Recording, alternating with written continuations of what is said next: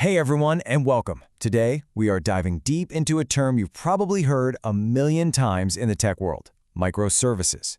We're going to break down what they are, why they even exist, and how they completely change the game for building software. Let's get right into it. But before we get to the solution, let's start with the problem. Think about it. Why did something as basic as building and updating software become such a massive, complicated headache? This question right here, this is the whole reason we had to find a new way of doing things. So here's our game plan for today. We're going to start by traveling back to the age of the monolith, the old-school way of building apps. Then, we'll look at the exact moment that model started to fall apart. That'll lead us right into microservices. Of course, we'll talk about the good and the bad, and we'll finish up with a super important decision, how you actually manage all the code.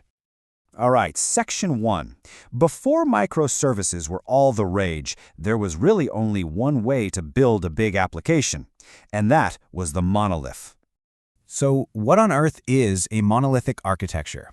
Well, just imagine putting every single piece of your application into one giant box. All the code for every feature is just in there. It's a single unified unit, and that means you develop it all together, you deploy it all together, and you have to scale it all together. One big piece. To make this super clear, let's think about an online store. In the old monolithic world, the code for logging users in, the shopping cart, the product pages, the sales promotions, the email notifications, it was all just tangled up together in one single code base. One gigantic, complex application trying to do absolutely everything. And for a while, this was fine. It worked.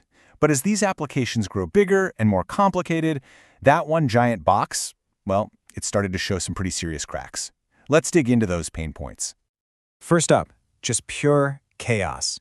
When you've got a bunch of different teams all working inside that one massive code base, they are going to step on each other's toes. It's inevitable. The team working on sales campaigns might make a change that accidentally breaks the shopping cart, and suddenly you're stuck in endless meetings just trying to coordinate everything. It's a nightmare. Then there's the issue of scaling. So let's say it's Black Friday, right? Your shopping cart feature is getting absolutely slammed with traffic. With a monolith, you can't just give the shopping cart more power. Nope. You have to scale the entire application, user accounts, product catalogs, all of it, just to handle that one little spike. It's super inefficient and costs a ton of money. And then you run into what developers call dependency hell.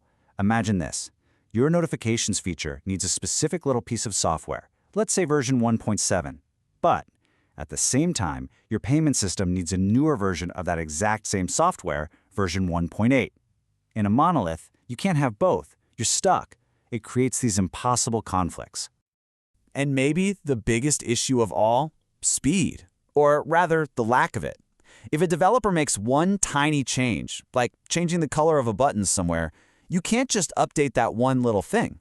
Oh no, you have to retest and redeploy the entire massive, sprawling application. The whole process is painfully slow, it's risky, and it just kills any kind of innovation.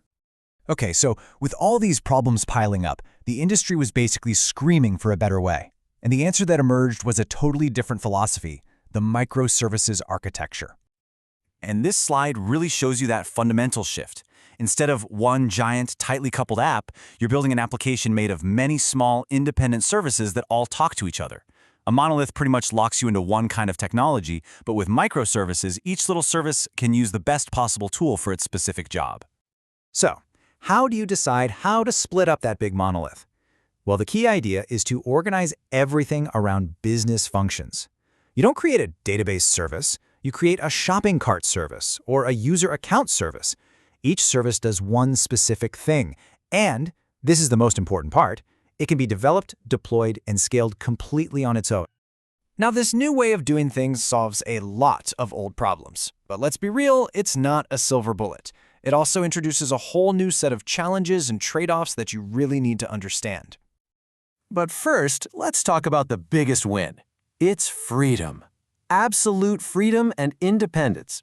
The shopping cart team can now push out updates 5 times a day and never have to worry about the user accounts team. They can scale up their service all by themselves during a big sale. This kind of autonomy lets teams move so much faster. Okay, so if these services are all independent, how do they talk to each other? Well, the most common way is through what's called an API call.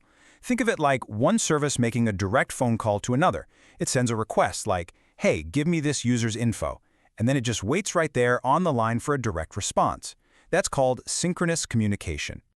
Another really popular method is to use a message broker. Think of this like a central post office. A service drops off a letter or a message at the post office and then just goes about its business. It doesn't wait for a reply. The broker then makes sure that message gets delivered to the right service whenever it's ready to receive it, and that's called asynchronous communication. And for really complex systems, there's the service mesh.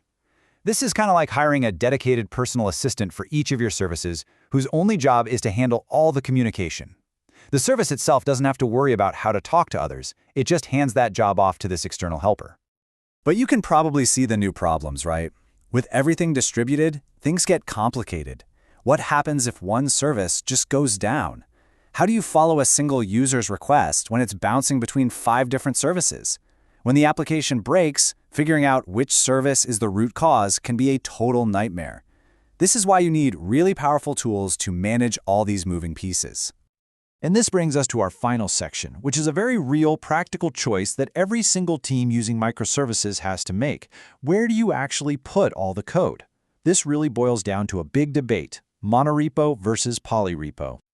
This table really lays it all out. A monorepo, where all the code lives in one place, makes it super easy to share common files. But your automated build and test pipelines get way more complicated. And this is a big one: if one team breaks the main branch, everybody is blocked.